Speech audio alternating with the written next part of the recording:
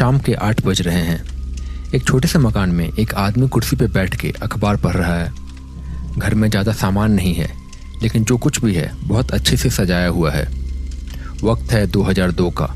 गुजरात के एक छोटे से शहर जामनगर में साल के आखिरी दिन के कुछ घंटे बचे हुए हैं, पर मेहता जी के घर में सब कुछ किसी आम दिन के जैसा ही है। मेहता साहब को रिटायर हुए अभी 1 ही साल हुआ है, पर अभी से काम ना होना और दिन भर घर में बैठने की वजह से कभी कभी चिड़चिड़े हो जाते हैं। थोड़ी ही देर में बाहर की मौज मस्ती करने के बाद उनका बेटा सौरभ घर लौटा। सौरभ के कॉलेज की छुट्टी है, या शायद छुट्टी का बहाना करके घर लौट आया है। आ गए साहब। और देश की अर्थव्यवस्था का तो ख्याल रख लिया होगा आपने। अमेरिका रूस के बीच का झगड़ा भी सुलझा दिया होगा आपने। सौरभ के पापा ने उसे ताना मारते हुए कहा। सौरभ ने कुछ कहा नहीं और चुपचाप अपने कमरे की ओर जाने लगा। तभी अंदर किचन से आवाज आई। सौरभ बेटा आ गया तू? सुन, जल्दी से जाकर दुकान से सामान ले आ। कल नया साल है, नए साल पे कुछ अच्छा खाना बना दूंगी। पुलाव, मटर पनीर, पूरी और खीर। जल्दी से जाके मिश्रा जी के दुकान से सामान ले आ, वरना कहीं बंद ना हो जाए। सौरभ की मां ने उसे कुछ पैसे दिए और सौरभ एक झोला लेके बाहर निकल गया। ये एक छोटा सा शहर था तब, जहां बड़ी बड़ी बिल्डिंग्स नहीं थी। अभी मोबाइल फोन का प्रचलन नहीं आया था और स्मार्टफोन तो अभी बहुत दूर की बात थी। लोगों के पास समय था और लोग आपस में बात करके ही समय बिताते थे। धीरे धीरे सौरभ मोहल्ले की दुकान पे पहुंचा। मिश्रा जी की दुकान में रोजमर्रा की लगभग हर चीज मिल जाती है। सौरभ दुकान के पास पहुंचा। वहां पहले से 1-2 लोग बैठे हुए थे। मिश्रा जी दुकान के अंदर थे और बाकी 2 लोग उसी मोहल्ले के थे। इनका भी हर शाम यहाँ आके बैठक लगाना आम बात है। क्या लगता है कौन जीतेगा इस बार वर्ल्ड कप? लगना क्या है, इंडिया जीतेगी। बस सचिन जल्दी आउट ना हो। हाँ, मुझे भी यही लगता है। इतने में सौरभ वहां पहुंचा। चाचा, मम्मी ने ये सामान लाने के लिए बोला है, ये दे दीजिए। मिश्रा जी पर्ची लेकर सामान निकालने लगे। इतने में उन्हें ऐसा लगा कि सामने अंधेरे में कोई बैठा हुआ है। रास्ते पे थोड़ी दूर पे ऐसा लगा जैसे कुछ रख के कुछ कर रहा है। फिर चुपचाप बड़ी तेजी से निकल गया। मिश्रा जी उधर ही देखते रहे। क्या हुआ चाचा, किस सोच में पड़ गए? अरे नहीं, कुछ नहीं। सामने किसी ने कुछ तो रखा है। मुझे लग रहा है किसी ने कुछ किया है। वो सब वहां पहुंचे। उन्होंने देखा कि वहां पे एक थाली रखी हुई थी, जिसमें नींबू, मिर्ची, लाल सिंदूर और कुछ मिठाई भी रखी हुई थी। ये सब तंत्र मंत्र इन्हें मेरे ही दुकान के सामने करना है। साले कहां से आ जाते हैं, चैन से जीने भी नहीं देते। ना जाने क्या होने लगा है आजकल। पता नहीं कैसे कैसे लोग आके रहने लगे हैं यहाँ पे। अब तो इनका ये रोज का हो गया है। ये तो अब इनका बढ़ते ही जा रहा है। मुझे पता है, नया साल आते आते लास्ट में ये सब हरकतें बढ़ जाती हैं इनकी। ये सारी साधनाएं इसी समय करते हैं। साधनाएं? कैसी साधनाएं? क्या है ये सब चाचा? अरे कुछ नहीं बेटा, ये सब बकवास बात है। छोड़िए सब, और तुम्हारा सामान दे दूं। कुछ घंटे पहले, समय आधी रात का हो रहा है। एक सुनसान स्मशान, जहां अमावस्या की रात का अंधकार हर कोने में छा चुका है। जलती हुई चिताओं की आग से उठती हुई लपटें और राख की तेज गंध चारों तरफ फैली हुई है। दूर कहीं उल्लू की आवाज भी आ रही है और भटकते कुत्तों की हल्की हल्की भौंक सुनाई दे रही है। स्मशान की भूमि पर गहरे अंधकार के बीच 2 तांत्रिक काले कपड़ों में बैठ के कुछ बात कर रहे हैं। शायद कोई साधना कर रहे हैं। माथे पे भस्म लगाए, हाथ में एक माला और झोले में साधना का सामान लिए बैठे हुए हैं। एक तांत्रिक ने कहा, जा, आज तेरी सिद्धि पूरी हो गई। इसके बाद तू काली शक्तियों को अपने अधीन कर सकेगा, लेकिन ये सब तुझे खुद ही करना होगा। जा, कोशिश करके देख, लेकिन इसका गलत इस्तेमाल मत करना। उस दूसरे तांत्रिक ने उसे प्रणाम किया और चला गया। वो तांत्रिक थोड़ी दूर गया। तांत्रिक भारी और सदे हुए कदमों से स्मशान की केंद्र की ओर बढ़ रहा है। उसकी आंखों में एक अजीब रहस्यपूर्ण आग जल रही है। वो अपने गले से प्राचीन मंत्रों का उच्चारण करते हुए जा रहा है, जिसकी गूंज सारे स्मशान की खामोशी को चीर रही है। वो एक चिता के पास रुका जहां एक पुरानी लाश की राख अभी भी गर्म है। तांत्रिक ने अपने झोले से एक सिंदूर की डिब्बी, एक नारियल, कुछ काले धागे, थोड़ी मिठाई और ऐसा कुछ निकाला। उसका उच्चारण तेज और गहरा होते जा रहा है। आज की रात तुम्हें बंधन को तोड़ के मेरे वश में आना होगा। ओ काल आत्मा, तुझे मेरा गुलाम बनना होगा। उसने चाकू से एक गड्ढा बनाया और उसमें चिता की राख रख के कुछ मंत्र जाप करना शुरू किया। हवाएं और तेज चलने लगी और आसपास के पेड़ों के पत्ते जोर जोर से खड़खड़ाने लगे। तभी अचानक से हवा में एक परछाई दिखाई देने लगी। तांत्रिक ने मुस्कुरा के अपना मंत्र बंद किया। आ गया, अब तुझे मेरा काम करना होगा। एक काली धुंध सी तांत्रिक के सामने घूमने लगी। तांत्रिक ने अपने पास की माला से उस धुंध को अपने बंधन में बांध लिया। अब तू मेरी आज्ञा के बिना कुछ नहीं करेगा। तू मेरी शक्तियों का एक हिस्सा बन चुका है और मेरी इच्छा के अनुसार ही काम करेगा और जैसा मैं बोलूंगा वैसा ही तू चलेगा।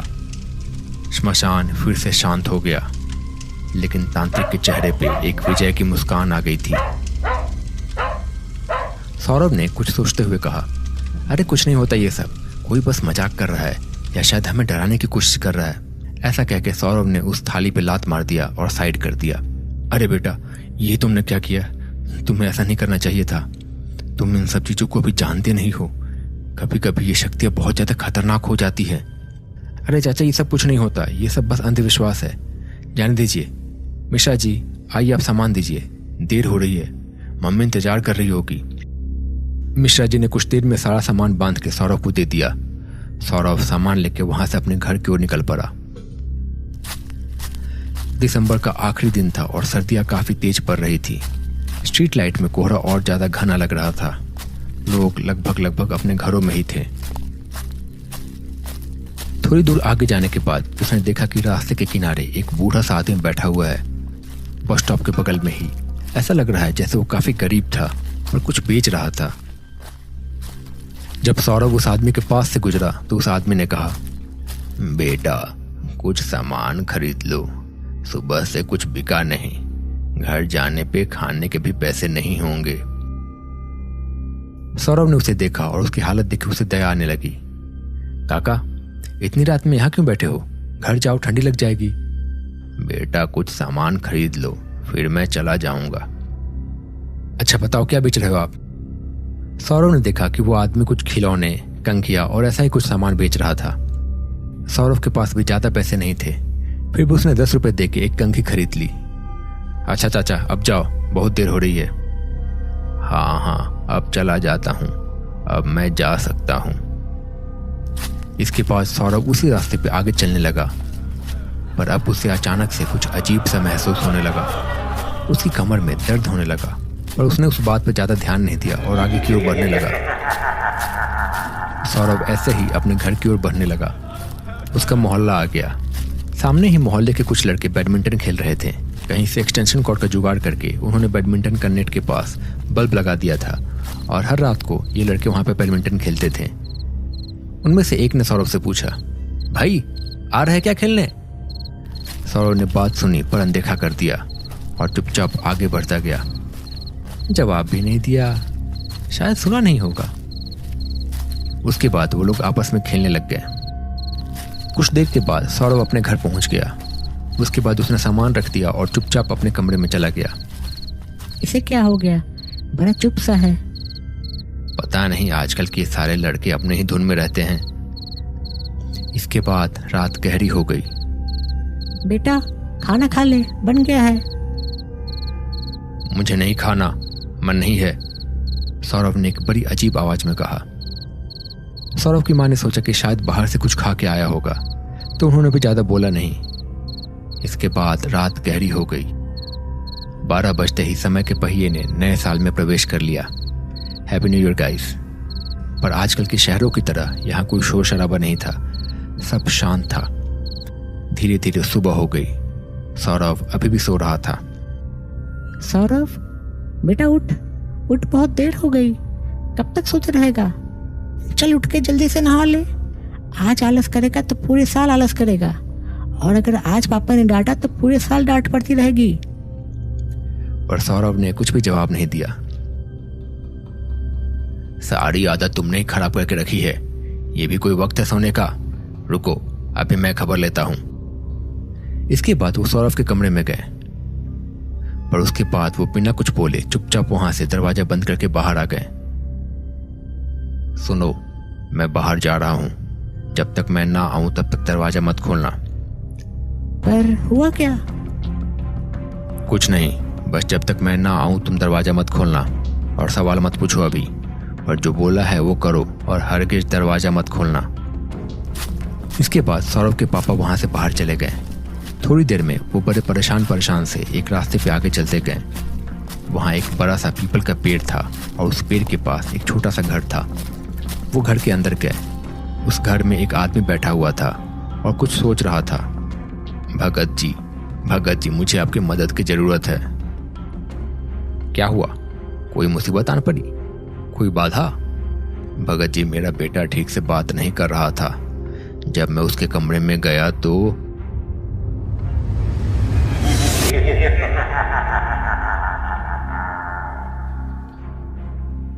मैं बहुत ज्यादा घबरा गया।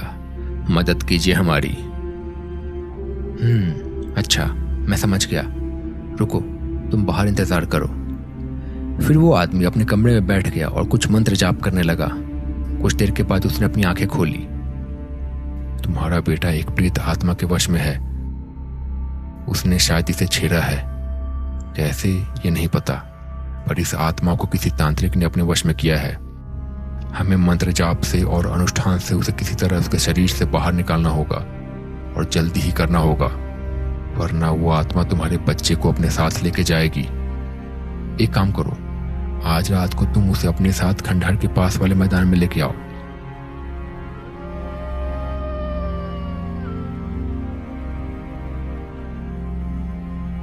रात ढल आई। भगत के कहे अनुसार सौरभ के पापा और मिश्रा जी सौरभ को वहीं लेके गए। आज भगत आग के सामने बैठा हुआ था। उनके जाने के बाद भगत ने मंत्र पढ़ना शुरू किया। मंत्रों की गूंज और आग की लपटें हवा में घूम रही थी। कुछ ही देर में सौरभ के शरीर से एक साया बाहर निकला और हवा में मंडराने लगा। कौन है तू, और तूने इस बच्चे को क्यों जकड़ा है? मुझे कैद किया गया है, इसे ले जाने का आदेश दिया गया था। बोला गया है एक जान लेके आऊंगा तो मुक्ति मिलेगी। इसे छोड़ दे, मैं तुझे मुक्त कर दूंगा।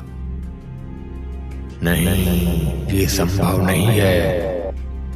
भगत ने कुछ और मंत्र पढ़े और आग में कुछ डाला। अचानक वो साया तेज चीखते हुए गायब हो गया। सौरभ होश में आने लगा।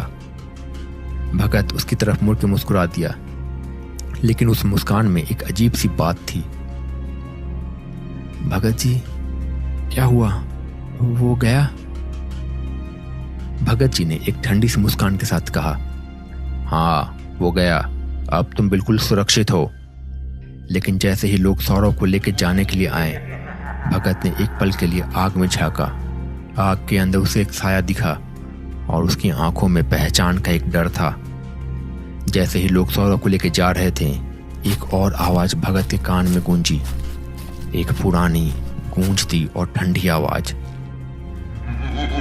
तू समझता है तुमने मुझे मिटा दिया। मुझे अपने शब्द याद है भगत। एक जान की बात हुई थी और वो जान अभी भी बाकी है। भगत ने अपने माला को और जोर से थाम लिया, लेकिन उसके चेहरे पे पसीने की बूंदें गिरने लगी थी। सौरभ तो बच गया था, पर अब भगत के चेहरे पे डर का साया था। श्मशान का अंधकार और ज्यादा